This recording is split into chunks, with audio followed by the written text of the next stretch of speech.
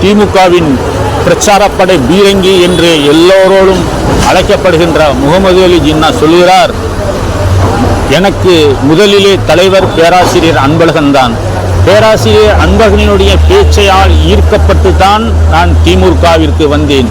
பிறகு அண்ணாவிற்கு பிறகு நான் தலைவராக ஏற்றுக்கொண்டது டாக்டர் கலைஞரை தான். டாக்டர் கலைஞர் மட்டுமல்ல, கலைஞருக்கு பிறகு ஸ்டாலினுக்கு பிறகு இன்று உதயநிதி ஸ்டாலினை என் தானே தலைவனாக ஏற்றுக்கொண்டு திமுகவிற்காக நான் பிரச்சாரம் செய்து கொண்டிருக்கின்றேன் என்று சொல்கிறார் முகமது அலி ஜின்னா.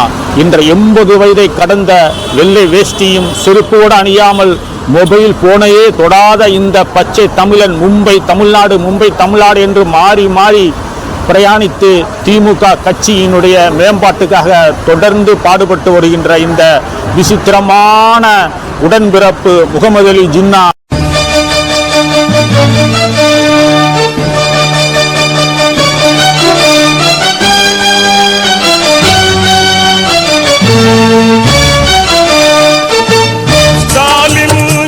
ஸ்டாலின் கழகம் காக்கும் எங்கள் ஸ்டாலின்,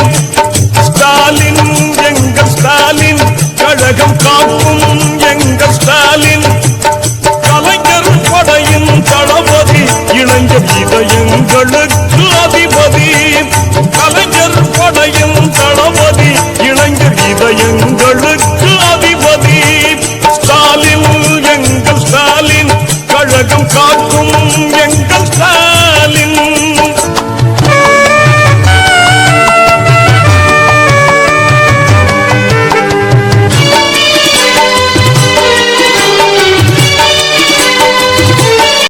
திருநெல்வேலி பகுதியை சார்ந்த இந்த பிரச்சாரப்படை பீரங்கி என்று எல்லோராலும் அழைக்கப்படுகிற முகமது அலி ஜின்னாவிற்கு சொந்த பகுதி, சொந்த வீடு என்றால் அது திருநெல்வேலிக்கு அருகே இருக்கிற மேலப்பாளையம் தான். திருநெல்வேலியிலிருந்து வேலை வாய்ப்பிற்காக மில்லிலே வேலை பார்ப்பதற்காக மும்பை வந்த இவர் தொடர்ந்து பல வருடங்கள் மில்லிலே தொழிலாளியாக வேலை செய்கிறார். திடீரென்று ஒரு நாள் மில்களெல்லாம் மூடப்பட்டவுடன் இவர் பத்திரிகை துறையை கையில் எடுத்து பல தலைவர்களை சந்தித்து பேட்டி எடுக்கிறார். என்ன வேலை செய்தாலும் தமிழ்நாடு மும்பை என்று மாறி மாறி சென்று திமுகவுக்காக தொடர்ந்து பிரச்சார வேலையில் செய்து கொண்டிருக்கிறார் இந்த பிரச்சாரப்படை பீரங்கி. 100 ரூபாய்க்கு மேல அந்த நேரத்தில் தர மாட்டாங்க.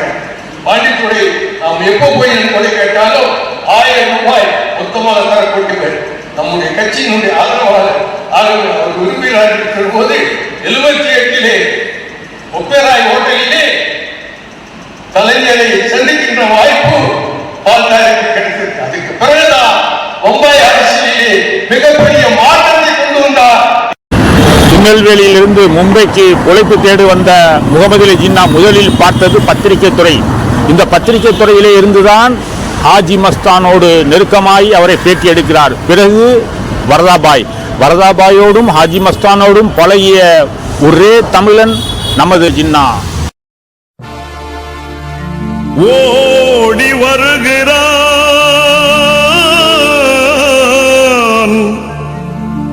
உதய சூரியன்,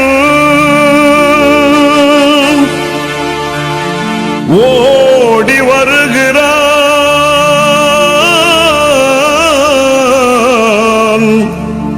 உதய சூரியன், உள்ளமெல்லாம் இன்ப வெள்ளம் பொங்கவே ஓடி வருகிறான் உதய சூரியன், ஓடி வருகிறான் உதய சூரியன்.